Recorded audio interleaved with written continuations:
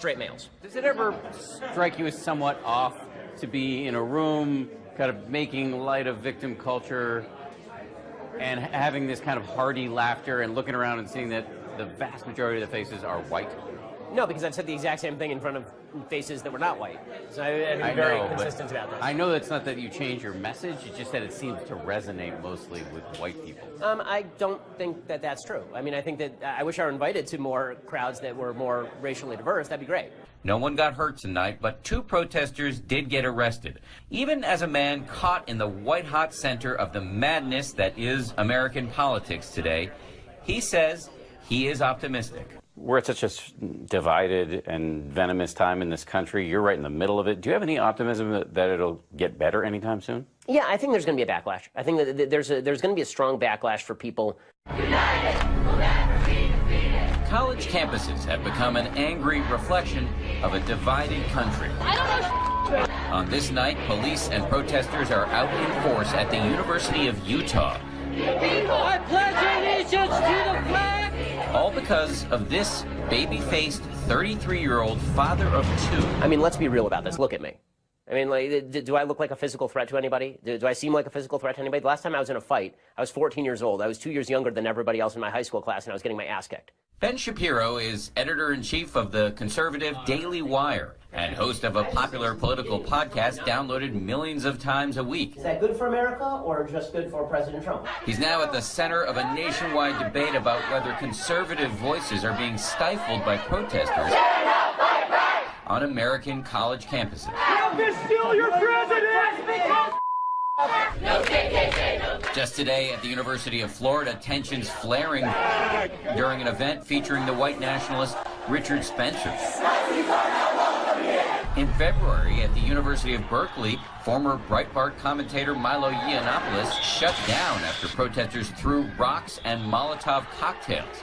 And just last month, when Ben Shapiro spoke at the University of Berkeley, local authorities spent more than $500,000 on security. It's amazing they had to essentially lock that place down for you. And the headlines were nuts. I mean, the headlines like, Berkeley braces for Shapiro visit.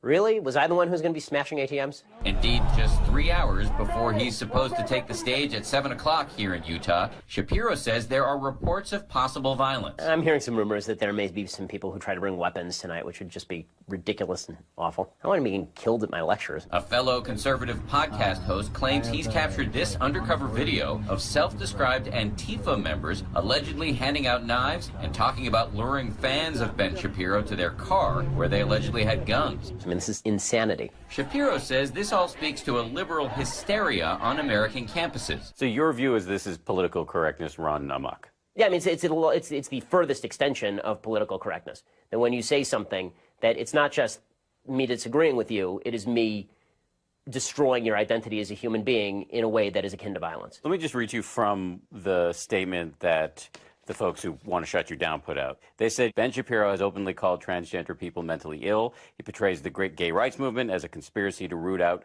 God-based institutions. He has recently defended conversion therapy, which is nothing short of abuse. Okay, so there are a bunch of things that are just not true there. I am unaware of any time that I have ever defended conversion therapy as such, said that it's effective, because I don't see the evidence that it's effective. What about this idea that you call transgender people mentally ill? I do say that transgenderism is a mental illness, because it's gender dysphoria. It's a psychological disorder. So that's not an insult to people who suffer from psychological disorders. You are not doing a service to people who are suffering from a mental disorder to humor them by suggesting that their mental disorder is reflected in objective reality. It is important to note that the American Psychological Association does not define being transgender as a mental illness. A gender dysphoria diagnosis only applies if an individual experiences significant distress. It's actually a natural phenomenon, and they're committing suicide because they're depressed, because people are mistreating them. Then I'm not for mistreatment, but I don't think that me suggesting that you're not a woman is mistreatment of you.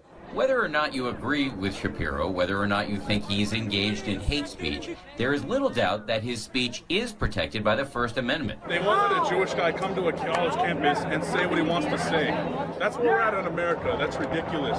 At just past 6 o'clock, and with the protests heating up, Professor David Vergobi, who teaches a class on freedom of expression here, tells us that many college students today do not understand that speech is protected unless it directly incites violence. This is a public institution. It's a government entity. They have to guarantee the free speech rights of everyone, including Shapiro. We find the leader of that group that has vowed to shut tonight's event down, who makes a startling admission. I don't think he should speak. But that doesn't really comport with the First Amendment. I don't care. You don't care? I don't care. Why not? I don't think that's a relevant document right now. The Constitution is not a relevant document? This thinking may help explain the increasingly violent protests against conservative speakers on campus. By shortly after 7 p.m. here at the University of Utah, Ben Shapiro is backstage ready to go on after his security team sneaked him into the building. One irony is that while he's hated by many on the left, he's also hated by the self-described alt-right. I've been very, very outspoken against the alt-right. I've said the alt-right is a garbage movement composed of garbage ideas, that it has nothing to do with constitutional conservatism. Shapiro is also fiercely critical of Donald Trump, and he publicly quit his last job at Breitbart News when a female colleague was allegedly manhandled by Trump campaign manager Corey Lewandowski, and Shapiro thought Breitbart failed to have her back. And I quit under very public circumstances because Breitbart had been turning itself into a Trump propaganda arm, and the alt-right really liked President Trump, or then candidate Trump. What kind of blowback have you received? Well, I mean, aside from the 7,400 odd anti-Semitic tweets that I received from March to November of last year, death threats in the mail, death threats on my phone, death threats at my business phone. Which is why Shapiro finds it hard to believe that protesters call him a white supremacist. That is the stupidest thing I have legitimately ever heard. I keep hearing this, and I keep wondering, was it the yarmulke that gave it away? Shapiro has been interested in politics for as long as he can remember. I found a paper from when I was like 10 or 11 talking about the Clinton impeachment, so I assume that I was into it even then. Shapiro went on to start his own nationally syndicated column at age 17. His parents had to sign the contract for him. He graduated UCLA at age 20, put out 2 books by age 21, and graduated Harvard Law at age 23. As Shapiro takes the stage in Utah, it immediately becomes clear that all of his time on elite campuses apparently did little to temper his conservative views, in particular on what he calls America's culture of victimization. On stage, he inserts himself into some of the most heated debates in our divided country, from police shootings to the NFL kneeling controversy. Is racism real? Yeah, of course racism is real. But I don't think institutional racism is necessarily real. So yes, of course there are racists. And racist cops who shoot black guys for no reason should go to jail and they should throw away the key. But this idea that's put out there by these kind of broad statements about America being a discriminatory, racist country, I don't know how that helps anything, and I don't think it's actually true. Isn't that to ignore our history? It's inarguable that slavery existed, and 100%. after that, Jim Crow. Yes. You want to talk about Jim Crow and slavery? Of course. The question is, what is the remedy now? Is the remedy now to blame people who are living today who had nothing to do with Jim Crow or slavery? I didn't hold slaves, did you? As Shapiro holds forth inside the lecture hall, outside, scuffles break out in the crowd.